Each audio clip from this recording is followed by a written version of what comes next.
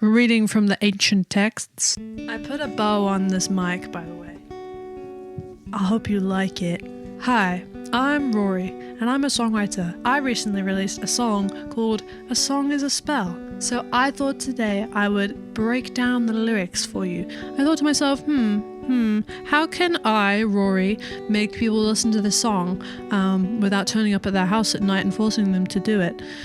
And then I was like, well, if people know what the song is about, maybe they would listen to it. If people heard me talking about the lyrics, maybe they would love to listen to it, and thought, actually that is a bit of me. That's a bit of me, innit? So, what's this song actually about? It's like a metaphor for this young bard who is me. They get lost in like a dark cave and meet a lethal dragoness, and it's a metaphor for feeling at your lowest and, still trying to cling on to your last bit of hope. Praying that it all works out, like being like, I hope it all works out. One wrong turn is all it takes to find yourself in the deepest cave. A dragon's lair and no escape. I know her teeth can control my fate. One thing I tend to do when I'm writing is I'll start the song off by describing whereabouts I am, like features of the place that I am, how I'm feeling, or the person who I'm looking at, whatever it is. I'll insert myself into the situation of the song that I want to talk about. It just helps me visualize where the song is going to go, essentially. And I would recommend that if you're looking for songwriting tools. It really helps me as, someone who's been songwriting for God knows how long at this point. I do casually reveal also that she's a girl dragon right in the first verse. I say, I know her teeth can control my fate. She's a girl dragon, yes, of course, because girl dragons are the best. And yes, this song is essentially Shrek, but I think that adds to the charm. And the Midas isn't working because she's got enough gold. The shiny stuff is getting old. Blood works, but I'm far from home, so I'm running low. The idea of Midas touch was on my mind a lot for the EP, because, in my head, this EP is really, really gold and glittery and sparkly. I really love medieval era and Tudor era fashion and clothing and aesthetics, and gold is just, big color for those. Medieval revival as well, 60s, really warm colors are very important to that era. I do like the concept of the bard as the character having other powers other than this songwriting magical power, but them just being completely useless, especially in this situation. I could give this dragon all the gold that she wants, but she doesn't care because she's got all the gold ever. She's so rich. I feel like that about fucking billionaires. There's nothing that we can do or say that's gonna make them not want to be a billionaire because they have everything they could ever want in the world at their disposal. And that's my truth. What's yours? The bard also has family and friends, I would say, but in the depths of the cave, they feel really far away. They might be geographically far away, they might feel emotionally far away, but essentially, the people who might be able to help the character, they're inaccessible. And so that is what is making this situation really hard, because the bard has nowhere else to turn other than to themselves and to the dragon. But if a song is a spell, and if I'm good enough, I might prove myself. I've been losing some, when will I win the other ones? I've been losing some.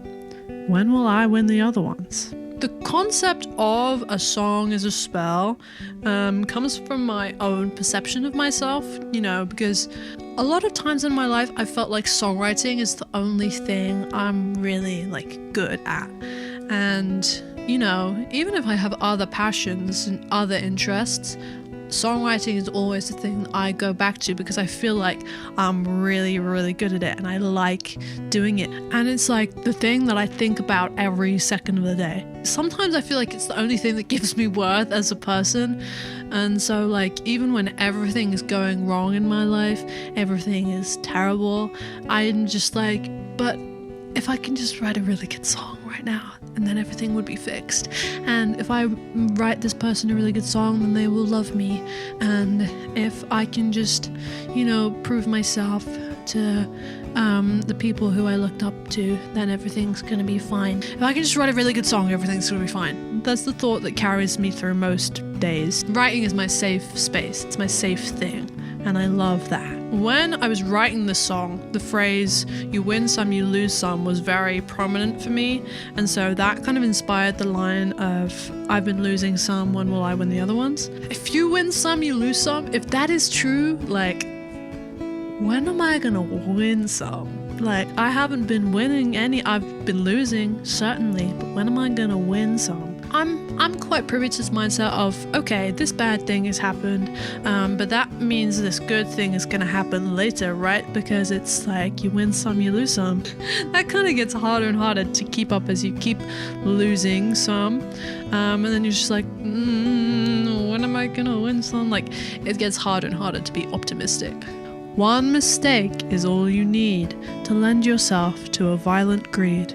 With roaring flames and battle screams, her blade shines best when it makes me bleed.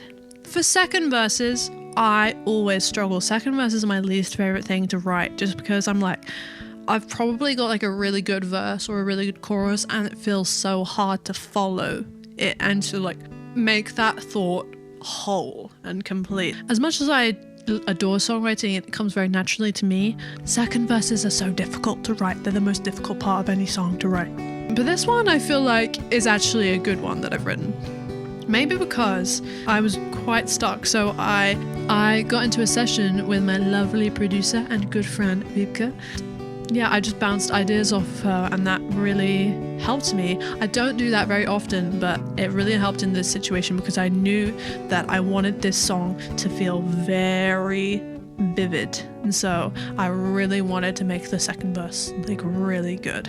And I think I did that. I really liked the second verse and the second pre-chorus especially. Fun fact, which you might know if you have been following me and have listened to this song before it's come out. In the lyric, to lend yourself to a violent greed, the word lend used to be the word lose, but I changed it quite late in the game because I was like, I don't really necessarily want to say the word lose so many times. I feel like I've said it like a bajillion million times already, and so I changed it. I feel like I definitely did change it a bit late because I had performed it a lot of times, and I did it like a live recording of the song where I say lose yourself to a violent greed, and I can't take that back, but it's okay, I'm allowed to do that.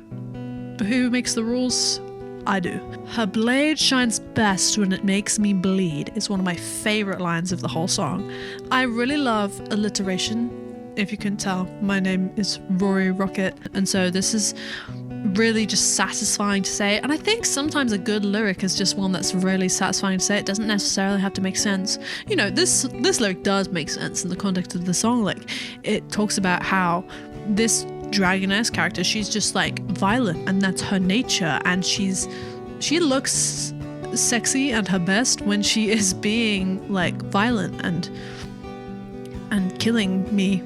And I understand the omen when I look in her eyes, emerald and so alive. Blood works, but I don't have time for the sacrifice.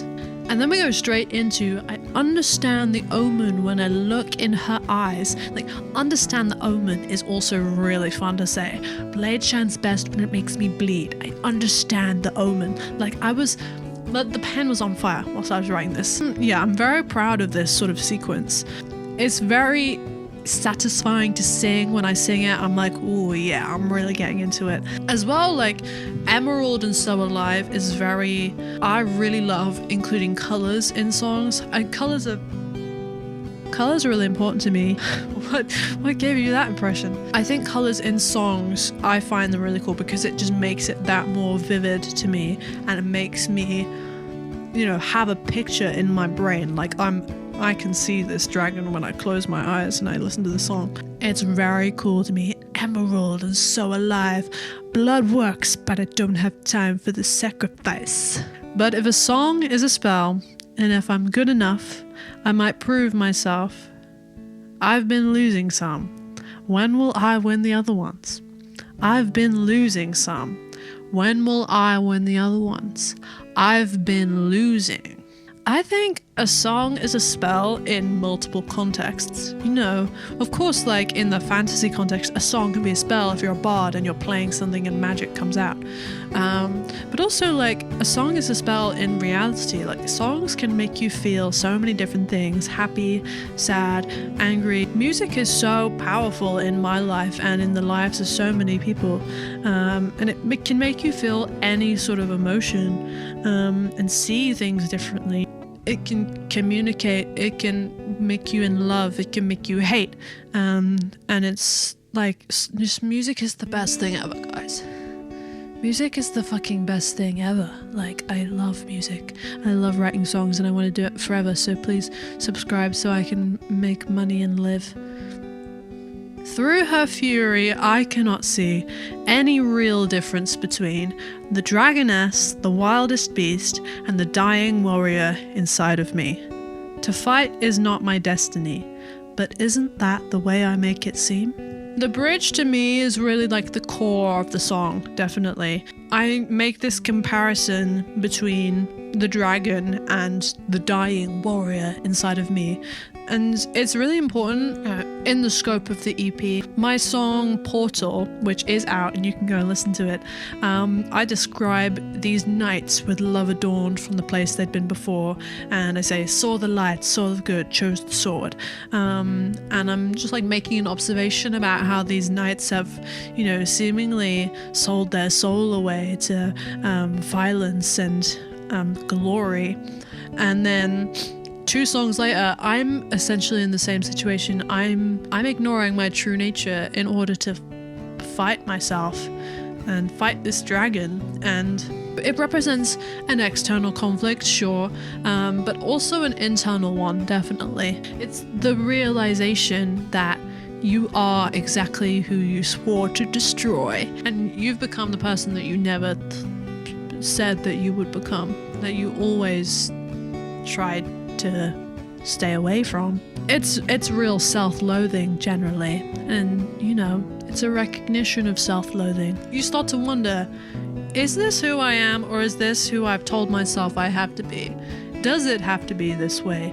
Is violence the answer? No. And do I have to be violent to myself? No. You should treat yourself with kindness. A song is a spell, but if it gets too much, I might lose myself, because I've been losing. I've been losing. I've been losing. I've been losing. I've been losing. I've been losing. I've been losing. And then a bunch of times until the song is over. Fuck. I really wanted to end the song with a feeling of hopelessness. Because, you know, not all songs have to resolve themselves. You know, this is an EP, so we will resolve this eventually. But in essence, like, it's more of a realization than a resolution. So I'm recognizing my own self-loathing, and I'm recognizing that I've been losing. I'm losing by my own hand. I'm dying by my own sword. Like, this could have all been avoided, but I let myself fall into these patterns and, you know, essentially doomed myself from the start. The moment I stepped into that cave, I was doomed. This is song 3 of the EP, so essentially we are pretty deep in the trenches. You know, the bard doesn't die in this song. It's worth mentioning. There is more. I think it's important to have songs that don't end happily. I think, you know, sad songs are very important to me and to culture in general. Maybe I do die in this song. Maybe the bard does die. We don't know. I wanted to address the fact that this song is not about my mother. Sage asked me if this song is about my mum, and it's not. And I'll tell you now that in the comments section where you left your comment, my mum also commented on that post. My real mum. And if this song was about her, I don't think she would be doing that. And Emma also said she thought it was about a romance. And it's not about a romance either. It's actually, this song and this whole EP is kind of about the breakdown of a friendship. I don't want to spoil too much, but this EP in general is very representative of the time of my life where I moved to London when I was 18. And I'd, sort of had to work hard to discover myself and discover who my friends were. It's reflecting on the build-up and breakdown of a friendship and how that affected me and how I, am able to move forward in my life and in my friendships. I don't think there's enough EPs about friendship. I think there should be more EPs about friendship because friendship is very important and you should always have really good friends. And I do, at this point in my life, I have very good friends who I love very dearly and I would not trade them for the world. I would not trade them for any romance in the world. Rah. If you liked this video, you should subscribe to my YouTube channel. You should go to roryrockett.com because there's stuff there. I really like having a website and I think it's the coolest thing ever. So I think you should go to my website and just have a look around. You should go to my Instagram at Rory Rockett. You should go to my TikTok at Rory Rockett.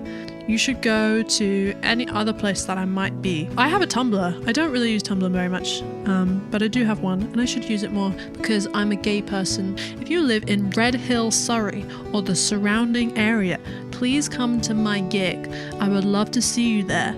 I don't know if I have an audience in Red Hill, Surrey, but I'm hoping I do. I quite like making little videos, so I'll probably do this again when I have something else to talk about. If you have any topics that you would like me to talk about, please tell me in the comments below. Or perish in the river below. Perish in the river below. Yeah, I think that's it. Is that okay? I originally wanted to do this video really calmly and chilly. But then when I got home and I was about to record the video, I realized I was in a really talkative mood. So this video is not calming at all, I don't think. And I'm cracking jokes. Do you have anything to say? That's enough. Goodbye.